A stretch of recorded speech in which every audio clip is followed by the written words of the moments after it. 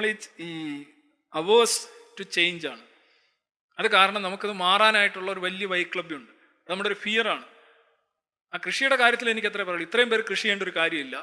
കൃഷി ചെയ്യുന്നവരുടെ എണ്ണം കുറച്ച് കൊണ്ടുവരണം. ഇപ്പോൾ ഒരു 40-47% ഉണ്ടെന്നുണ്ടെങ്കിൽ അതൊരു ബിലോ 20%, 10% ആയാലും കുഴപ്പമില്ല. ഇന്ത്യയിൽ 10% കുറച്ച് ആളുകൾ കൃഷി ചെയ്താലും, കാരണം 10% എന്ന് പറയുമ്പോൾ തന്നെ 13 കോടി ആൾക്കാരായി. 13 കോടി ആൾക്കാരെന്ന് പറഞ്ഞാൽ ഒരു ഭയങ്കര വർക്ക് ഫോഴ്സാണ്. അത്രയും പേരും ആവശ്യമില്ല. എല്ലാവർക്കും ഉള്ള സാധനം അവരുണ്ടാക്കും. അവർക്ക് സഹായിക്കും കൊടുക്കുക, സ്പെഷ്യലൈസ് ചെയ്യുക, വളം, വിത്ത് എല്ലാം കൊടുക്കുക. അവർ കൃഷി ചെയ്യട്ടെ.